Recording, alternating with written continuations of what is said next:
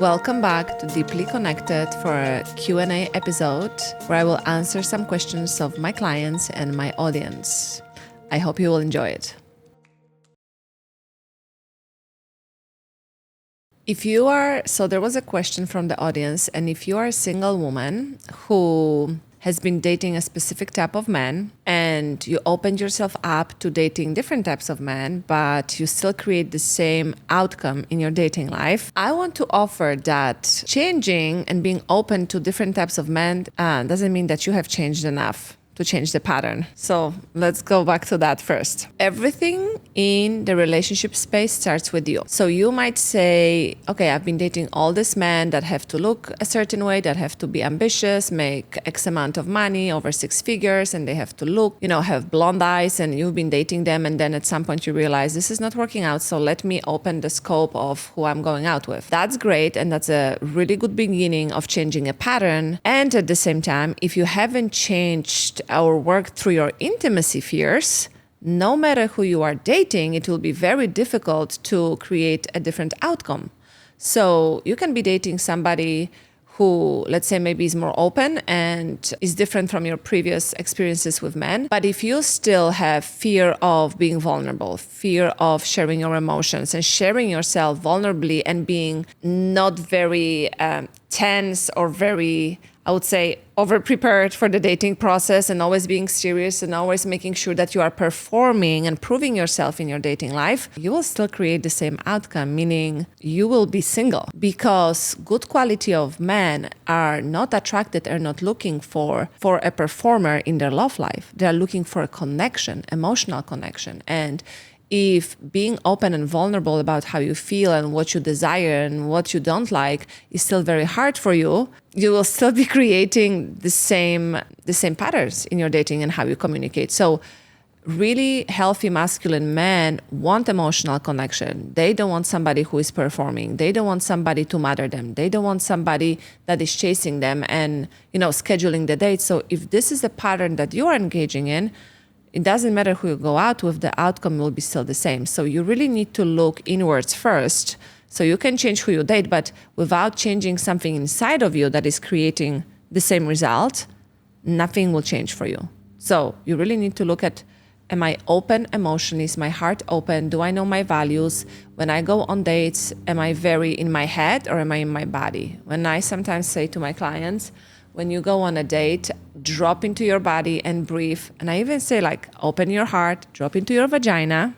And if you are like, what does it even mean? Yeah, it means you are not in your body and it's very difficult for you. And you will be constantly thinking on your dates. And if you are dating successful men, they are around masculine thinking, strategizing energy all the time with their colleagues or their employees. So when they go on a date, they are looking for a completely different experience. And if you don't know how to be soft and feminine and really in your more true essence, you will be still creating the same results. So I will say, I would look at your own patterns and how you are showing up in the dating life. And sometimes I have clients that say, but I'm so aware, I'm so, I've read all the books. Yes, and I still feel your wall. So no matter how many books you read, you need to start applying the new way of relating to yourself and other people. So I would really encourage you to be very curious without judgment about how am I really? Am I really open or am I really still fearful and my heart is closed and I put the best dress and I put the makeup on and, you can be the most educated woman in the room. You can be the most good looking in the room and you will still not be able to get to the relationship of your dreams because the way you look and your IQ doesn't do anything for connection. It does something, but if there is this missing piece of emotional connection and emotional experience, like when a man is with you, and leave the man even outside, when you are with yourself and you cannot create an emotional experience for yourself that feels, not things, that feels amazing, that feels like this, I look at the sky every day and I look at the clouds and sometimes they look like cotton candy and I can almost feel the taste of the cotton candy in my mouth. If you don't have those experiences with yourself of connecting to yourself through your senses, you can look like the best model on a catwalk and you will still be single. If you are single and over 30, I want you to keep watching out for the stories that can be blocking your opportunity for love and possibility of a relationship. Those are the main stories I hear from women. All good men are taken. There are no good men out there. It is too late for me. Look at my age. I need to settle. I cannot trust men. Men say one thing, they do the other. I've been with those kind of men before. When I encourage my clients to go on dating apps, the response very often is, there is nobody interesting on the app. All those men are just low vibration. And I ask, are you on the app? Are you low vibration? So you think you are the only woman with a high vibration if you can get there on this app? If you are the only quality woman? No, you are not. And the same goes for men. So it's not that there are no good men out there, it's your picker is not really working. You are picking the wrong type of man. So a lot of the stories are also, it is too late for me, like all the men are taken. There is something wrong with me, I'm too much, I'm too emotional. Men are not looking for committed relationships, they just are looking for fun. All men cheat, especially if you've experienced your father cheating or you were cheated on in your previous relationship. This can be this repetitive story. If you experience some kind of emotional abuse, I cannot trust men because they will hurt me. So there are different types of stories that are blocking you from really putting yourself out there. And as I said before, you can be the most accomplished woman. You can be, wearing the most beautiful outfit and being the star of the room, and there will be still lack of connection for you. Because when we have those conscious and unconscious stories about men, about ourselves, about possibilities of what is out there for us possible in love and relationships, we have some type of energy. And that energy is not an invitation. This energy is something that will push people away. And I'm not a man, and when I'm sometimes around women who are operating from this energy, I don't even want to be around them because the energy is the one of, this is a wall, I don't trust, my heart is closed, and you don't tell me this, but I can feel it from you. And we so much focus on how we look on this, and we all love to look great, don't get me wrong, but we focus so much on the external, how I look, that we forget how we present in our feelings and our energy. And the energy is more important than how you look. Sometimes you can find a woman who is not no makeup, no fancy clothes, and she's walking with the most gorgeous man who is committed to her, who is taking care of her, and you wonder, what is happening here? Well, what is happening? She's in her energy of loving herself. She's energy of openness and receiving.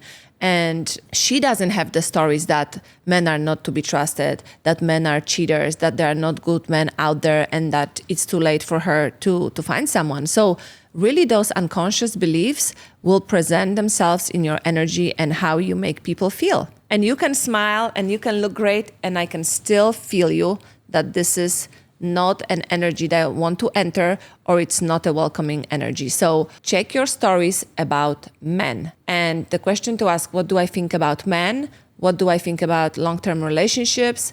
What do I think about men and trust? And what do I believe about myself and love and relationships? Because you will really find a lot. Like, for example, I had a client and she lives in a big city, but on her political views, the city she lives in, it's more not of her political views, right? And I told her, okay, go and meet men, and you are on the app. And her story was, I live in the city. All the men that are here don't believe the same things that I do about human rights, women's rights, all the things. And I said, oh, so interesting. So do you have more friends that believe the same things that you do? And she's like, yes. Do they live with you and next to you? Yes. So I say, so you have girlfriends that have the same beliefs, but you don't think that in your city you have more men of the same beliefs? So it doesn't matter it really doesn't matter what you find proof for. It's like, what kind of proof are you looking for? Correct? So if you, let's say, are a Democrat and you live in Alabama or Texas, and you say, oh my goodness, how am I going to find somebody who has the same beliefs? That's a wrong question. Like, there is already somebody with the same beliefs wherever you live. It's just you believing that they are there looking for you, and you will attract them because that's exactly what you are looking for. And that's your energy. So really check yourself on all your beliefs, because as not important as they feel to you. They are very, very important because they create some kind of feeling and energy.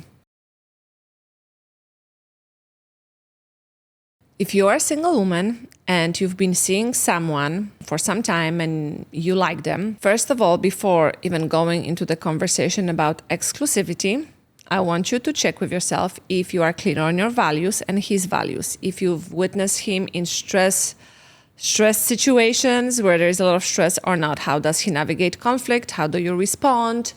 I want you to really check if you are aligned on the lifestyle, if you had some conversations about money already or sex. And I understand you can discuss that in exclusive relationship, but you already have to have some kind of knowledge of that before you even step into exclusive relationship.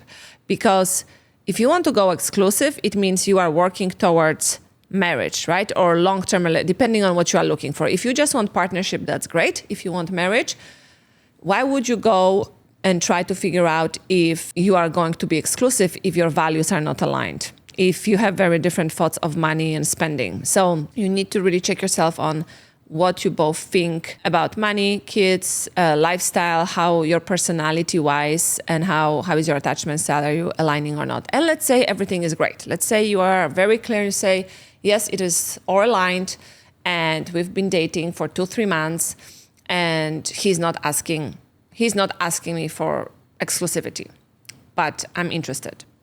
So there is a way to do that. So after you check all the boxes and you say, yes, this is a great candidate for me, we say this. So as women, we are not forcing, we are not chasing. We are just stating what we want. And then we give a man an opportunity to take a step forward or take a step back. And it can look like, say, the man you are dating, and his name is Dave.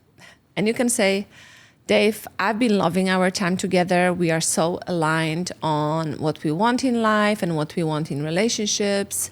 I feel wonderful when we are on our adventures. I feel wonderful in your company. I am really looking for somebody for long-term relationship and marriage. And when I look at us, I think we are very aligned. And I'm just wondering, what do you think? What do you think? Where are you with your thoughts on where we are at? And then you leave it up to him. Do you see how I did that? I just shared what I felt. So it's very feminine. I'm very open, but I am not forcing him. I'm telling him how I feel. And then I say, what do you think? Where are we headed? Where are we at right now? And he can answer and say, I'm enjoying myself, but I'm not ready yet for the next step. And that might be true for him. And he's allowed to think so.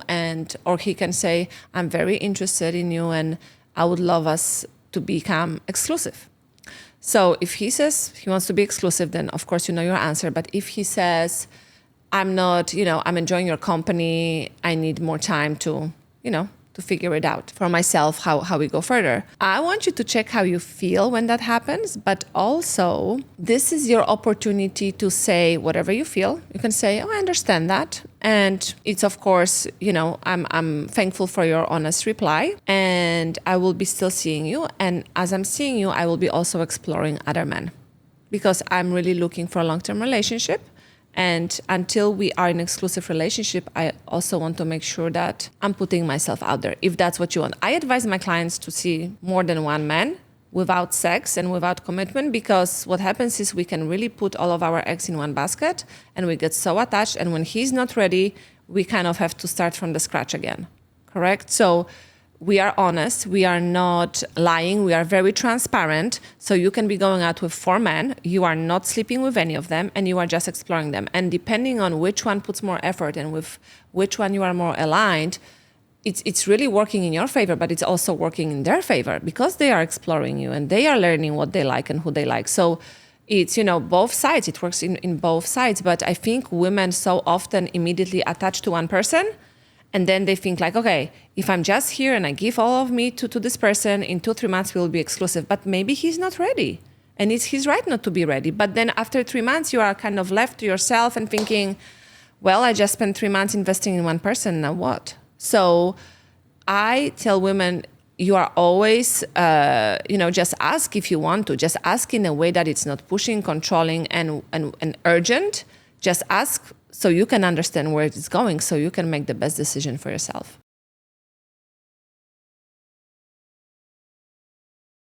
So if you are realizing finally as a woman what your patterns are in your relationships, for example, if you have this need to control or you have pattern of feeling like a victim in your relationships and poor me, and I understand that, if you realize that's my pattern, so that's first step, like this awareness of this is what I do. And there are reasons for it. And now I want to change it. So first of all, you have to be clear, this is what I do. Secondly, you need to realize what the schema is, this implicit belief underneath that is driving this behavior. Because there is some kind of belief that I have to feel like a victim because of, and I don't know what it is for you, right? So for example, I want to feel empowered in my relationships, in my relationship or relationships, but every time I step into my power or step into boundaries and voicing my needs, I am being dismissed. It reminds me of my childhood when I was made small and wrong for, asking for what I need. And when my father did that, I felt like a victim. Like there's something wrong with me. Like I'm creating this issue. So I have learned that I don't have influence on what is happening in my life. I don't have influence on how my needs are being met. So yes, I'm pretty victim. There is not much power within me. So it is very important for me that I stay, in this victim mode, because every time I show up as fully myself, I get criticized. I get to be told that I'm too much. So it's so much safer to keep the connection when I victimize myself. Okay, so that's one idea of schema, this implicit belief, like we opened the file in unconsciousness, took it out, now we can really integrate that. That's number one. And when we integrate, this is what I do with my clients, is like when we have the schema, I ask them to read it every single day, because we took it from unconscious belief to conscious belief, and now we are integrating it within our awareness. So it was unaware belief, unconscious, now it's very conscious. And as we are realizing it and you are reading it to yourself, you start thinking, I don't really want to be victimized. Like, that makes no sense. I mean, it made sense maybe 30 years ago, but I'm an adult right now and I want to be self-expressed. So, correct? That's number one. Number two, we have an exercise when we look at the different parts of you, like the part that says, I choose to be in the victim, I choose to be a victim or respond like a victim in my relationships. And we really map it out and you see all the stories, all the beliefs, all the feelings connected to this part of your psyche and to that schema. And when you become so aware of not just like, yes, I'm a victim, I choose to be a victim in my relationships, but really like the whole map around this belief, you are so much more inclined to change it. That's number one. And then I think you also need accountability, meaning not only understanding and processing and integrating, but now what steps do I take in a relationship or next interaction with someone when I feel I'm going to the victim mode?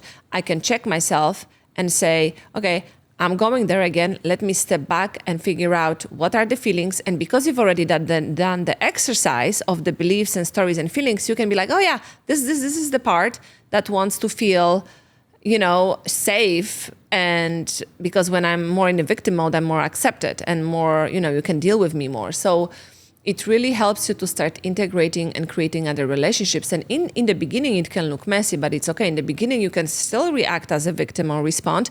But with your new awareness and shifting of your belief, you can step back and come back and then repair, meaning, you know what, I felt like a victim here, but let me really change what I wanted to say to you. And this is really what I wanted to say. And I want to own this part of this relationship dynamic right now and how it goes. So this is what I wanted to say, not this, and this is what I really want and would love from you. And yeah, this is where I am. And when you do that, you create a disconforming experience, a different experience. You are not a victim anymore in that situation. And it will feel uncomfortable at first. But with repetition, you are literally rewriting the new belief, meaning when I'm empowered and I'm fully expressed, I'm still received, and it is safe to be me.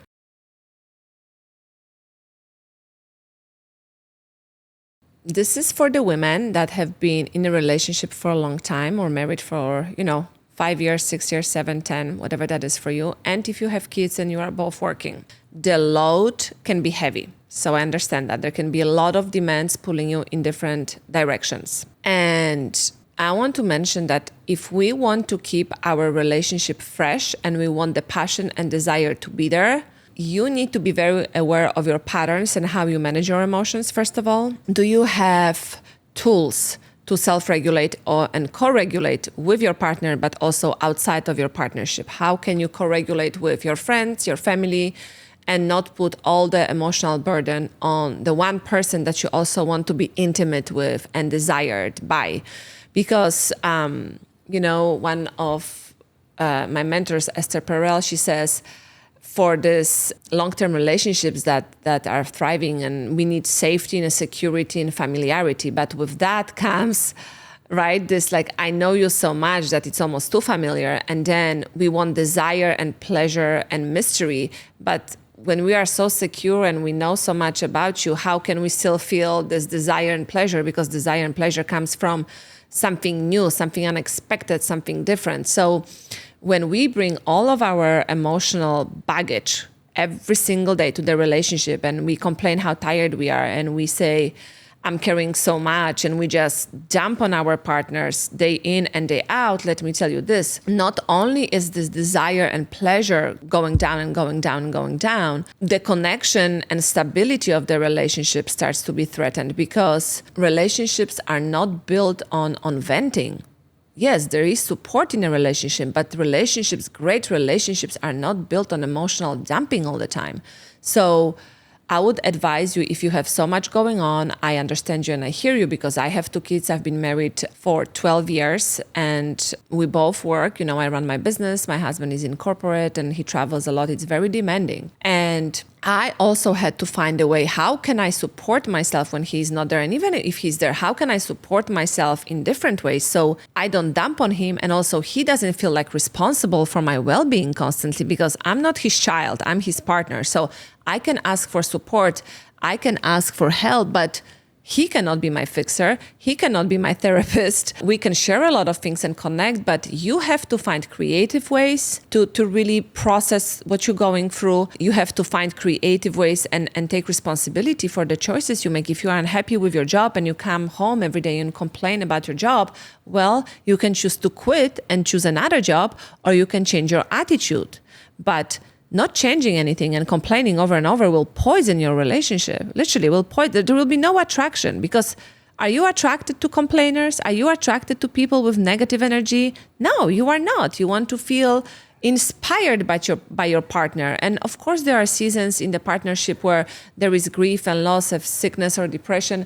Yes, we are there and committed, and also understanding that we see in the other person that they also keep growing and they keep evolving, and they, even if they have seasons where it's not going so well, that overall we know them and they will at some point choose themselves again and work to come back to themselves again and their wholeness. So I would say start with yourself and your own patterns. Start to learn where your emotional dysregulation is coming from. What are you lacking? Is it lack of boundaries? Is it lack of self-care? Is it some unhealed core wounds that you haven't dealt with and now they are coming out in that way? Are you overwhelmed? You are not sleeping enough. You are taking on too much because your value comes from performing. So there are so many things to consider, but I will always say, before blaming the partner in the relationship, come back to yourself and really edit how you are engaging with yourself, your emotions, and your life in general.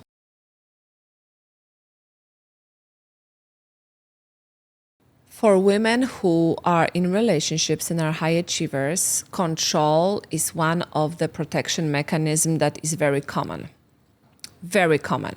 When we as children felt responsible or were held responsible for ourselves, but not ourselves only, but for the moods of our parents, for taking care of our siblings, for becoming very independent too soon, we were held to this higher standard, and we felt maybe out of control, or we had a lot of expectations put on us by our caregivers, and we need to become this A-type personalities that, can manage everything well. Otherwise, we are being shamed. Otherwise, we are experiencing disconnection or disappointment from our parents, correct? Like, it makes all sense. You make sense.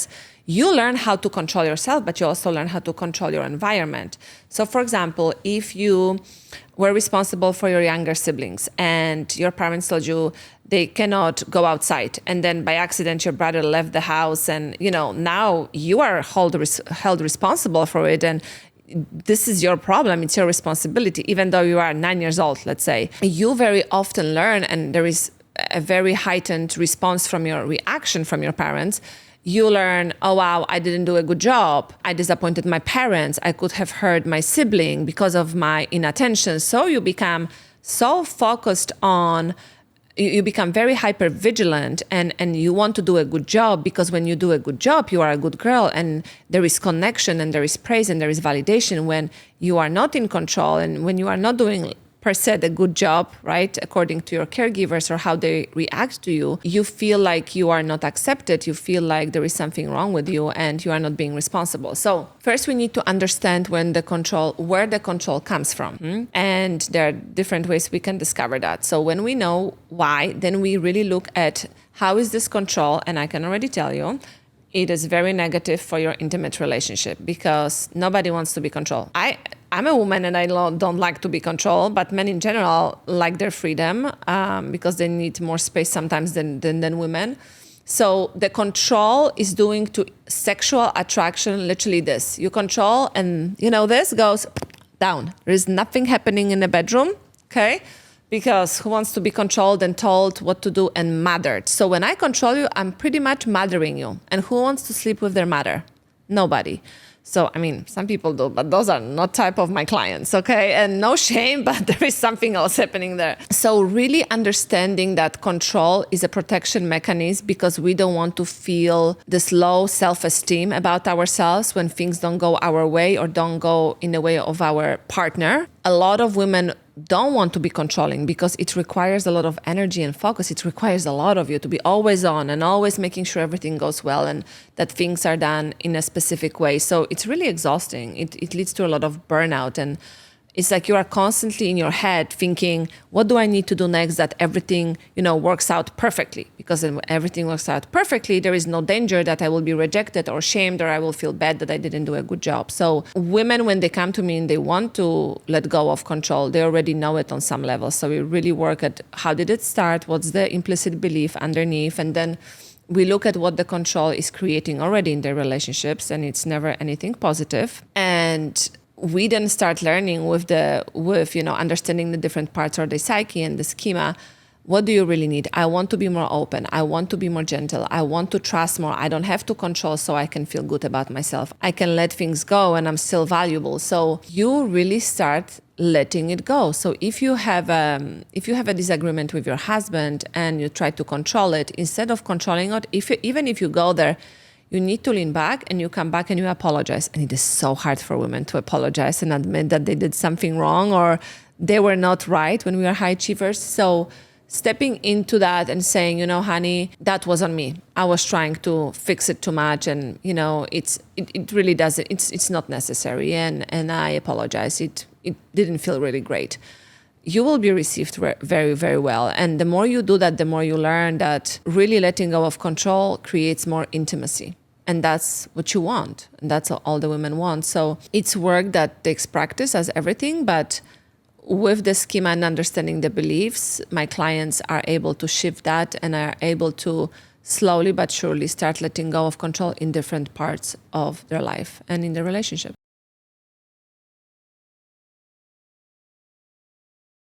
So if you're a woman who experienced infidelity in your relationship, but you are still staying and you want to work it out, I want you to know that you have to give yourself a lot of grace and patience, because this is not something that you will just work through in one day and you are over it, because it really has to do with trust, correct?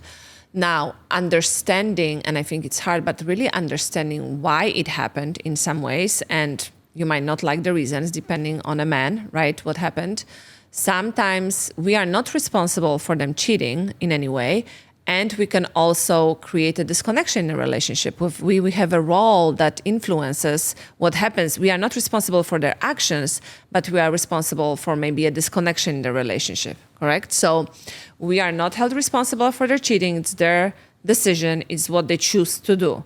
We can be held responsible for emotional, sexual, sensual disconnection and desire in the relationship. So that's what we can look at and really be open if we want to work on it or not. Like, we really understand our part of just disconnection in the relationship. Secondly, depending on the partner, if somebody has unprocessed trauma, if a man has unprocessed trauma that pushes him towards cheating and he's not doing any therapy, I would consider if this is where you want to stay, because I understand that trauma can create a lot of different responses and different ways of looking for belonging. And for some people, it's porn and cheating. And we are trying to look for ourselves and trying to look for, I'm finally worthy. And the more I cheat and the more porn I watch, it's still not fixed because there is something within me that doesn't feel whole and worthy enough. So if that's the case, then if the man is not doing any therapy, I sadly have to say that it will repeat again. If that's not the case and it was one time off and, he has an, let's say, explanation, right? I mean, like we need to understand why we cheat. Like not everything is for sex. A lot of cheating happens because we are craving something new, something not mundane, something that we connect to. And so for a lot of men, because they were not allowed to feel and express emotions, sexual engagement is one of the ways that they really connect to another person. So if we as women hold sex back, if we as women hold our emotions back and vulnerability and connection, that may leave him hanging there, still not responsible for his cheating, because he can come to you and say, babe, I'm feeling very disconnected. And I know it's hard for men to do, I understand that, but going and cheating is also not easy. So we have options, correct? If let's say you have been a great partner and you haven't contributed to this disconnection and he goes cheating, and you choose to say, like, you really need to help, look for some outside help of the, outside of your marriage, because I think it's going to be hard by two of you to fix that and build the trust, because you need to understand what is happening with him. And you need to understand what is happening with you, how you feel about it. Why do you want to give it another chance? Are you giving it a chance because you don't feel secure, or you give it another chance because you want to start, it's like a new relationship with him? Right? So why are we staying? We need to understand that. And we need to understand what happened that he made that choice. Because if we don't understand why he made that choice in a way, like, how do I know you are not going to make it again? Is there a need that's not being met? Is it a you problem? Is it an us problem? Again, we are not responsible for their cheating, because that's something you go and do by yourself. You can be unhappy in a marriage and you don't have to cheat. Is there that you are now considering an open marriage and you are not telling me and just doing it on the side? Well, that needs to be discussed, correct? So some people can really work through it and can create relationship 2.0, right? And the next relationship with the same person. And for some people, it is very hard to work through it. So finding some outside help and support, figuring out why it happened, what was missing in the relationship, or what was missing within that person that decided to step out of the marriage. And so I know we are talking about women being cheated on, but men are cheated on too. So it's like, it goes both sides. If you are a woman and you want to cheat, why do you want to cheat? Do you feel unloved? Do you feel unsupported? Do you feel lonely? Are you staying in a relationship where you are emotionally disconnected? Or is it your low self-esteem and you haven't been complimented? You haven't complimented yourself and you are not complimented. So you are looking for somebody to give you attention. There are so many reasons why people cheat. People sometimes cheat because something traumatic happens, like, I hear a lot that if one of your parents dies, let's say, and you've been living your life by their design, you haven't done any therapy, and you've been like this person that they have created, and they die, and you feel like, wow, life is short. You have this kind of awakening and like, do I want to be this person that I am? Do I really want to live my life? And then a lot of people start cheating because they're like looking for rebirth within themselves. When you get mundane in your own life and then something like this happens, it's like literally you are losing one of the most important people in your life. Something can shift within you and you are looking for something new and you are looking for something to revive you and connect you to you. And one of those ways is by having sex outside of your relationship. And so There are so many reasons. So it's really very personal. I would say look for help, look for support, look for understanding, look for really processing how you feel about this and how this influences your own self-esteem when that happens, and how you can start slowly rebuilding the trust with him and also within the relationship.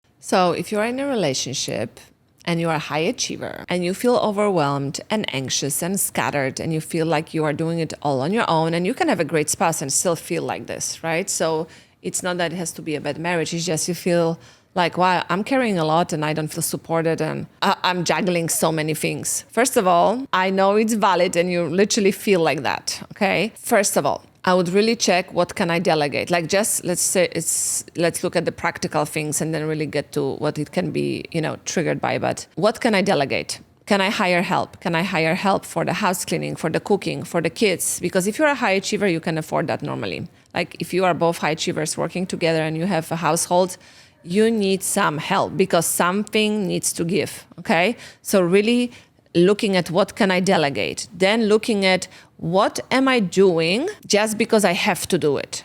Not just because I think I have to do it, but I really don't. If I didn't have to do it, what would happen? Like literally, so first delegating, secondly, asking for every action that you are taking, is this really necessary? Like, for example, baking cookies for the PTA. Are you really doing this because you want to, or are you doing it because you want to be perceived as a great mom and you feel guilty that you work so much? So now you are overextending over here, because a lot of women do that, okay? By the way, I never baked cookies. I just go and buy them if I need to. I've learned, you need to be just honest with yourself. So check in with your guilt. Am I doing this and engaging with activities and saying yes because I feel guilty that I'm working too much and I'm not there for my family, or I want to be a perfect wife from a magazine? So many high achievers think they can do it all. And let me tell you, nobody's doing it all by themselves. Nobody. If somebody tells you that they're doing it all with no help, they're lying, okay? Especially if you are a high achiever and you are married to a high achiever. So, and you have kids, let me tell you, and their activities. So hiring help, saying no to things for the right reasons. Now, you really need to check yourself. What is this picture that you are painting, and where is this belief coming from that you have to be all the things to all the people and saying yes? Where is this coming from? Because it's coming from somewhere. You've seen your mother doing it, or your mother was not doing it. Nobody was doing it, and you had to figure it out. So you became uber independent. It can come from different places, correct? So was your mother doing it all and your father was just working, coming home and everything is taken care of? If that's what you were modeled, you might be doing it. Or nobody took care of you and you had to become so uber independent that now you are doing everything, even though you are not in survival and you are married to a good man, okay? There can be different reasons, so you need to check that. If you decide to delegate, say no, and understand where your behaviors are coming from, how uncomfortable it is to let it all go. If I let go of this and I'm not performing, where is my validation coming from right now? And I'm sure it's going to show up for you. So you have this idea of, if I'm not doing, performing and working, where's my value? Like where how do I feel valuable? Like I need to be doing more. So again, it's an internal job right now to figure it out. Where is this coming from? Asking for support from your partner.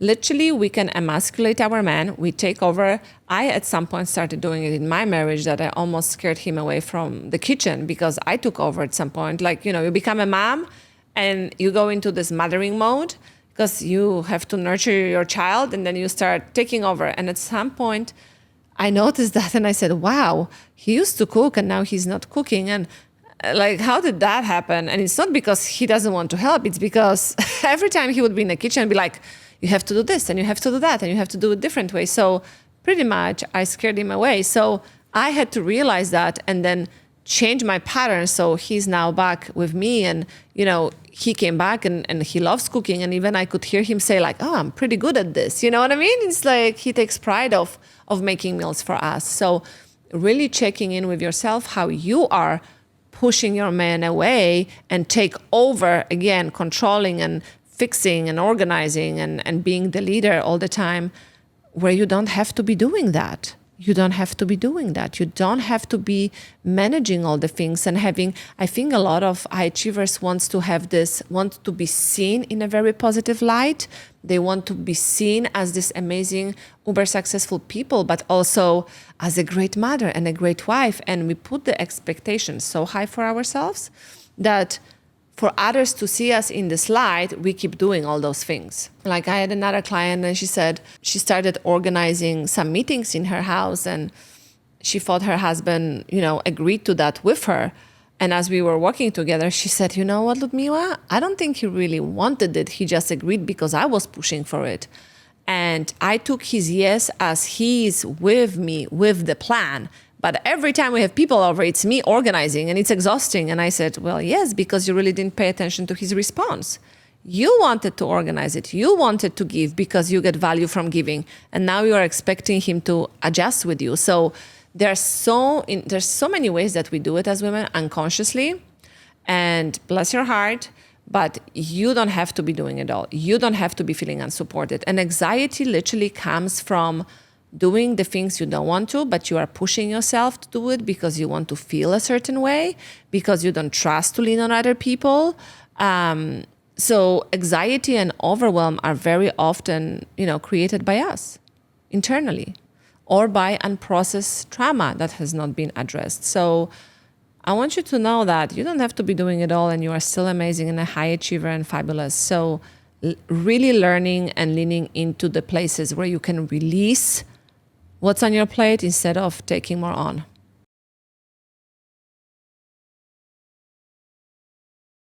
So if you are wondering when is a good moment or time to reach out for support, therapy or coaching, let's say, and how is that different from talking to your friends? So much to say. The time is now. The time is now because you don't have to wait until it's really bad to get support. You can be very proactive. Unfortunately, we wait, as women, we wait. We give to our kids, we spend money on everything but ourselves. Literally, I have high achievers tell me, I have 3 businesses, I'm working as a doctor, I'm driving my kids everywhere, or I'm single and I'm still giving to my parents and my friends, but I don't give to myself. I never do anything for myself. It's like a badge of honor. So get the support right now. Because being proactive in your relationships, there is no disadvantage to that. And I will tell you, therapy or coaching, you will always learn something. You will always gain something from that experience, no matter what. And of course, you have to find a great fit for yourself, okay? Because not every client is aligned with me or a good fit. Not every therapist is the therapist for you. But if you are thinking about this, that's the moment to get it, okay? There is never a bad time to have support. And I think we really need to normalize that because we only know what we know and we don't see our blind spots. Okay? We are very smart and intelligent women and we're like, I know all the things. I have my clients tell me all the time, I thought I was so self-aware.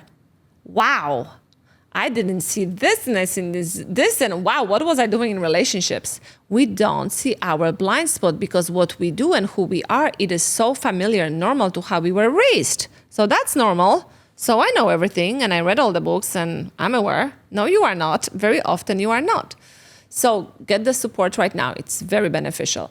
How is this different from talking to your friends? So imagine if you are disappointed in your partner or you're in your dating experience and you go to your friends and you say, I cannot believe this. There is no good man out there. I'm on those apps and you need to see all those crazy men. They just want sex. Guess what your friends will say? Oh my God, it's the same for me. It's horrible. I agree with you. Those men, and do you see where it's going? Do you see where it's going? First of all, it's not solving your problem. It's keeping you in low vibration and they just reaffirm your belief that there are no good men out there. So they are not really helping you to feel more empowered. They are not helping you to get to the relationship you want. They're just your friends and they will just go with the beliefs that you have normally. Most of the time because they want to be supportive. They are not your therapist. If you are married and, I had to check myself before because now I understand so much more. When I would have friends come to me and I knew them and their partners and amazing people, but they had unprocessed trauma, let's say their husbands, and they would complain to me and say, my husband is amazing, but when he drinks, I just cannot handle it sometimes. Like it happens twice a year, but it's too much. I literally, as a friend, want to say, what the heck are you doing? Like, why are you staying with a man who drinks and then rages and then you don't feel safe? Like, right, as a friend, as a woman, it's like it can trigger you.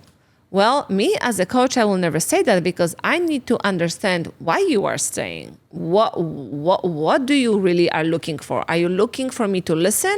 Are you looking for guidance? Are you looking for healing a part of you that, feels like you cannot set a boundary? What are you really looking for? So in coaching or in therapy, we really work on understanding ourselves and yourself, understanding your patterns, your choices, your boundaries, why, how you engage with your partner. In friendships, very often we will judge and project our own relationships, not because we are mean or we don't care, but we are just socializing. And I can only speak to your experience from my experience. I don't have the education and training and depth of scope of understanding what is happening. So do you need friend support? Yes, you do, but they are not your coach. They cannot be a party that is not emotionally involved in the situation. When you come to coach or a therapist, I am not swimming in a pool with you. I am not jumping in and drowning with you. I am, throwing you floaties so you can grab them and get yourself out of the pool. So this is such a big difference between going to somebody who is an expert or who is trained in that field and your friends. And bless heart your friends, because I'm a friend to some women too. And thank God I have some training. And still we can, in those social engagements, we can get so activated or emotional because we want our girlfriends to be happy and we want our girlfriends to have good relationships. And I think what happens over time is if we complain over and over and over our partner, our friends can start disliking him, but then we still stay with him. And then it can become very awkward when we are all hanging out and you all know how much I complain and you need to be playing nice to him. So this is what I would say. Please invest in your mental and emotional health. Find some support, especially if you're a high achiever, because I don't want to say that. Everybody's like, we are superwomen. We are not superwomen. We are human. And we need to be supported and we need help. So do that. And really, if you want to improve your relationships, find someone who can guide you through that with the expertise that you really need. I hope you guys truly enjoyed this Q&A episode. And if you have more questions, please find the link below. And I will be more than happy to answer more of your questions. And I will see you in the next episode. And remember, may we stay deeply connected to ourselves and those around us.